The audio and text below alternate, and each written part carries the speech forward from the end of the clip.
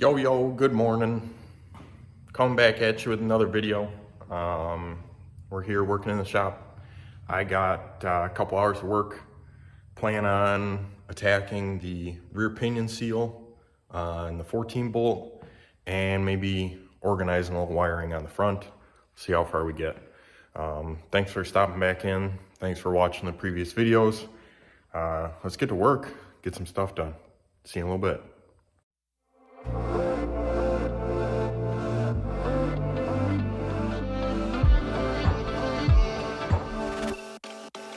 She got a body like a goddess, and she talks so sweet. It's like I can't believe I'm the one that she wanted. And if I'm really being honest, I know I could be everything she needs if she let me get on it. Yeah. So come here, baby, listen close, hold me tight, don't let me go. Girl, you know that I'ma want you all my life. So much left to do, except for falling in love with you. So I'ma let you keep me up another time, but please don't stay the night. Don't try to change my mind, baby, please don't stay the night. I'ma do what's right. Don't make me ask you twice. Oh, don't stay the night. Turn it to a fight. You know I love you by my side. Just don't stay the night. Alrighty, so ran into a little opportunity for learning, as we might want to call it. I got the drive shaft yoke off of here. I used a 3-jaw puller and kind of used 2 of the 3 jaws to get it off, and just smacked on the side of it, which I'll show you in a second. I have the outer lip seal in here, and what I did not realize is that these 14 bolts from the Vortec Max or a heavy half or something like that, Silverado SS, they have a 3-piece or a 3-lip seal. So there's 2 inside of this outer seal, and there's a 3rd seal right here, and this 3rd seal goes on the drive shaft yoke, which was what I had a harder time getting off.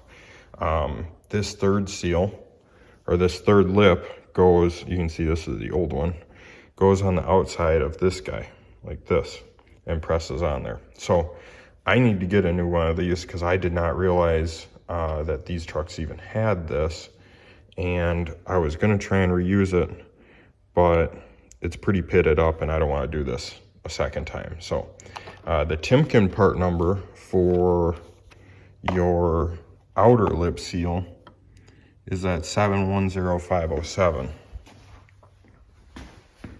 So this is how this would go, kind of like this on here, and this is what I had a hard time getting off, was this guy. So I put my 2-jaw puller right here and on the ear across, and then I used a hammer and beat on the side of it, and it eventually came off.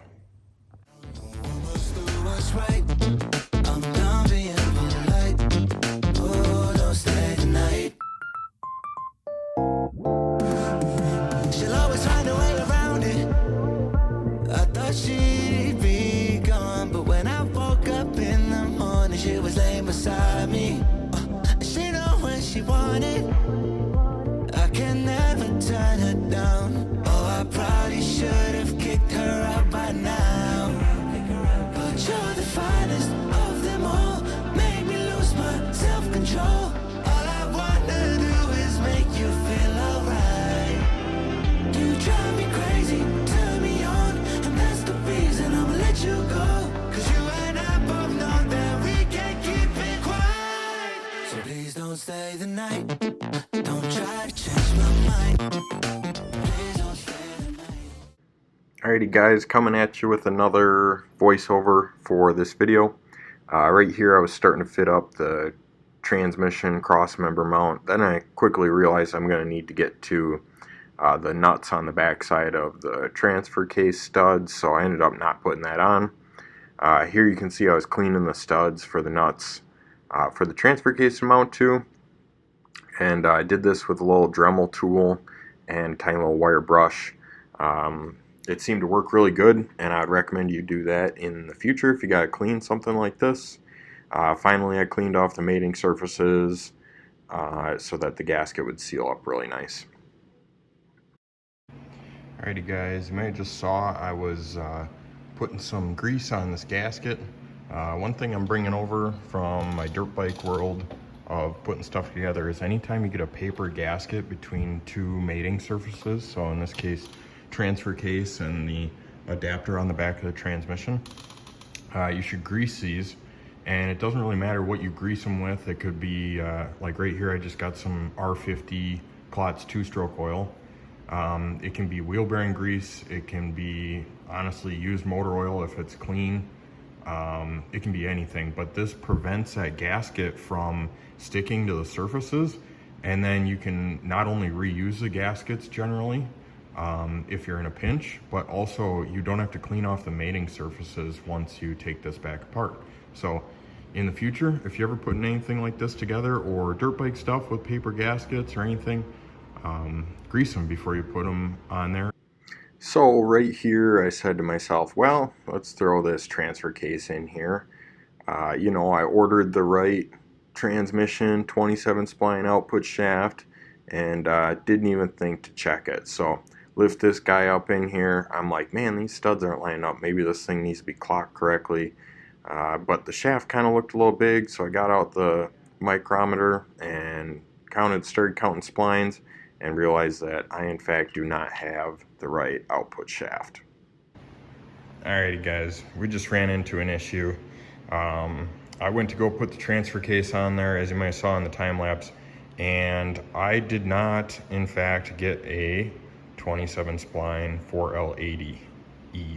So I'm not exactly sure where to go from here. I did call Hughes Performance, spoke with a guy named Steve. He was very helpful. He said, you know, hey, I got to do some research and digging and figure out where it went wrong, because I did order I ordered the 27 spline all-wheel drive unit, and I got a 32. So my transfer case from the Silverado SS, which is just over in the corner right there, does not fit.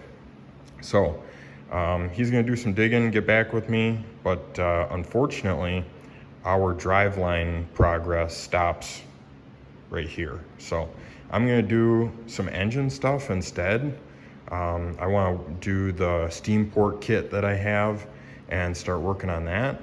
I can also work on fuel system a little bit, and some wiring of course, but yeah, we're done doing driveline stuff. I was pretty excited to get the transfer case in, and that's not going to happen today. So I guess we'll see what Steve at Hughes Performance says, and hopefully we can get this sorted without pulling the trans back out and all that stuff.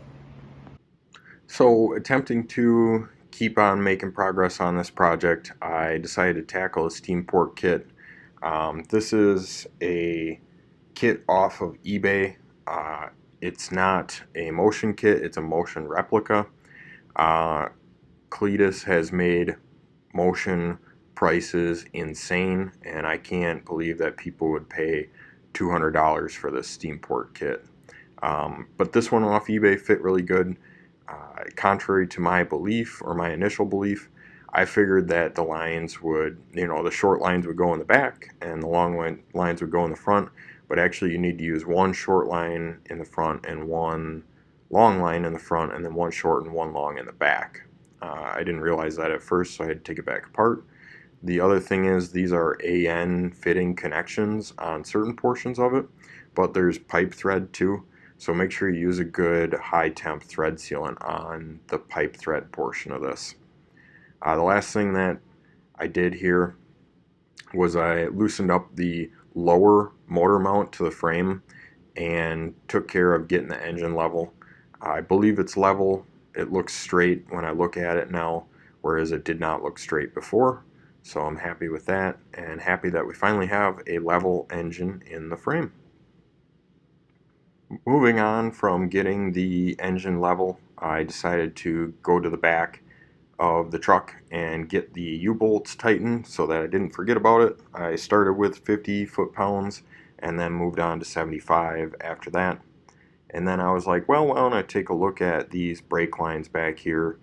And that did not go well. It seems like building trucks, sometimes you just run into roadblocks all day long. So my lines are going to need to be a little bit custom made, or I'm going to need to borrow some off of the other differential that I have.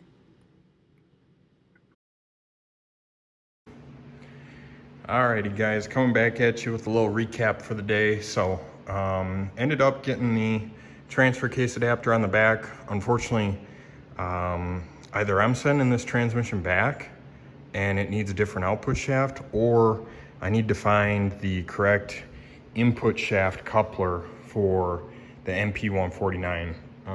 Either way, not cheap, so that's gonna suck. And that's gonna set us back a little bit, which may end up prompting me to put the cab on before transfer case is in, depending on what our lead times look like. The other thing that I mistakenly did was I did break off a bolt in the side of the oil pan right there. And my mistake, didn't clean the threads and just kind of sent one in there for the starter plastic cover that goes on there. And I shouldn't have done that because it broke off. And then I spent like an hour trying to get it out. So that's out. I just need to tap the threads and we'll be good there. A couple other things. I did finish up the steam port kit. So that's all done. That looks really nice, actually. I'm pretty impressed with that. And to everyone's disbelief, that is not a motion kit. So give you one more look at it. If anyone wants a link, I can definitely drop it to you. But that's an eBay setup. The other thing is, you might have saw, I was pulling on the engine with one of the lift arms. The engine is finally flat from left to right. So I'm pretty happy with that. Got the knock sensor and knock sensor harness in, so that's done. Lots of small stuff today. Got the rear axle U-bolts tightened and torqued. Tried to work on the rear brake lines, but I do not have the right lines. I'm not sure what happened in my kit that I have the wrong lines. I think I might end up robbing the set of lines that I need off of this disc brake 10 bolt that I have right here. But my lines, you can see how there's a short one on this side and a long one on this side. I have two lines that are almost the same length. So not sure what's going on there. Gonna have to figure that out. But I think that's where we conclude this video. Alrighty, checking back in with you. Running out of time to work out here today, but got a little bit more, or got done what I wanted to get done. Started to get the wiring figured out, which is such a mess without having everything to plug into and everywhere to lay it out. I really wish I could hang this fuse box off the fender, you know, so I'm not flopping it all over the place and the ECM's falling all over, and it is what it is. So we're making it. So getting some of this stuff put in here and plugged in. You can see there's a lot up here, but got the neutral safety switch plugged in. Some of this stuff I'm not gonna actually end up using, like these are O2 sensors, probably won't use much of that. This is for the transmission, but I need to plug in my harness adapter for the 4L80. So starting to get that stuff run and plugged in and stuff. That looks pretty good, pretty happy with that. Everything here is for the front end, like the headlights and stuff like that.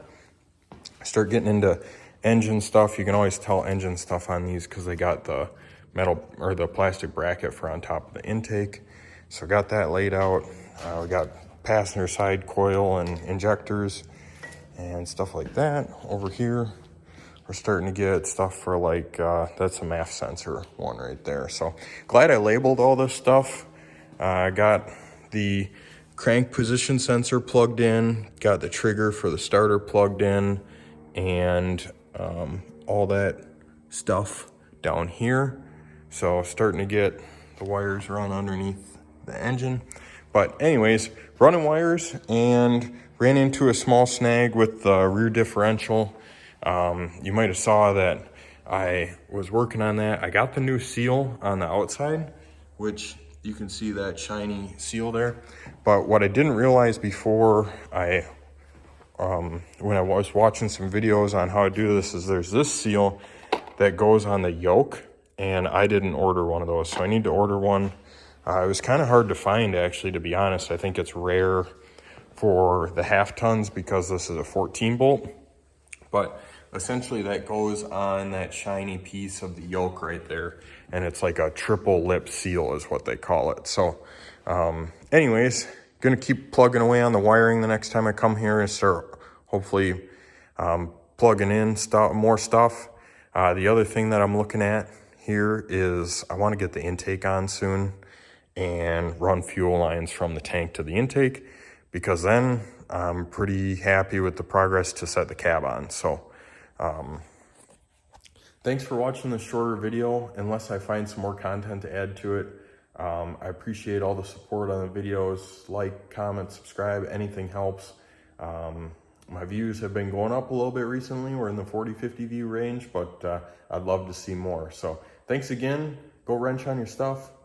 Peace.